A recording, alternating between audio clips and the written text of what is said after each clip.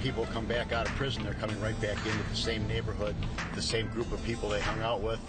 They're just going to go back to doing the same things that they did before they were locked up. We need to break that cycle. The typical offender in this program is an offender who is violent. Whatever we can do to invest in those people is going to make a difference. You cut down on crime. You give the most dangerous people coming back to your communities a real chance to succeed, and it costs you very little.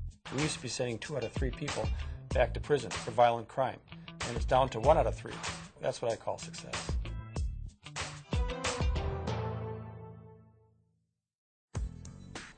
The city of Racine is located between the city of Milwaukee in Wisconsin and Chicago, Illinois. It's a community of about 82,000, 16 square miles. It's a very diversified community. We have some significant crime issues. The typical participant in the community reentry program is someone who has committed violent crime, probably used a gun, probably shot that gun in the commission of the crime, and is involved in some form of drug dealing. The offenders don't choose to join the program. We choose them based on their criminal behavior. We work with them while they're still in prison. When they come out, we explain the program to them. We explain they're going to be held accountable. If they commit a crime with a gun, they're going to be convicted in federal prison, not state prison. So we've got accountability, and we also offer them services. I think the keys to a successful reentry program is pre-planning before the participants come back into the community, and a core team that is really steering the whole effort. Everybody at that table has to have an equal voice, and it's made up of a cross-section of all kinds of agencies. The faith-based community is there. The Workforce Development Center is there. Corrections is there. The police are there. The core committee is critical to the success of this program. I'd like to say good evening. The community meetings are held once a month for all the offenders that we've chosen for the program coming out of state and federal prison. Community members attend, members from the faith community, the law enforcement community, and we tell them about the program. Prosecutors and the police, corrections stand up and say, we hope that you make good use of the resources that are being afforded to you, but we are not going to allow you to reoffend. I explained to them that because I use the same city that they are using, the safety of the city becomes very personal to me. And I'm going to go up and shake their hands.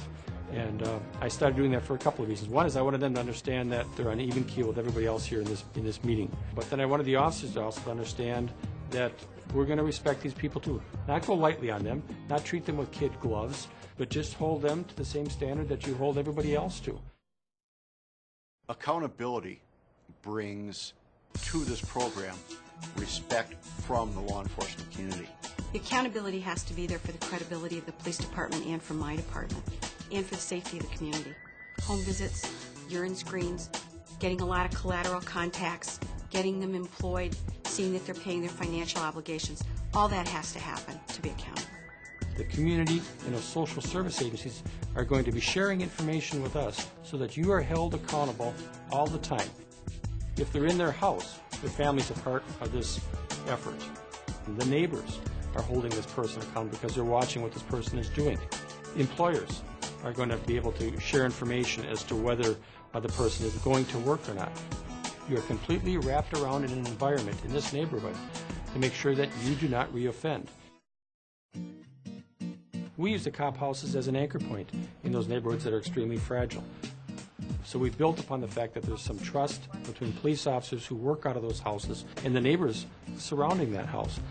All of the people coming out of prison that are in the community reentry program have agents that work out of the COP houses.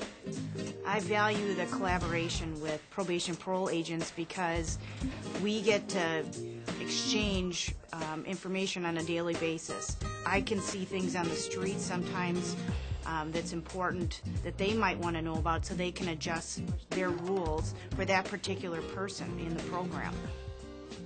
The police officers and the probation and parole agents from the COP houses do home visits together. That's very important. Credibility for us is accountability. When a police officer can accompany them to that home visit, we can settle any problems that arise out of that surprise visit. Do you have any kids? He has 2.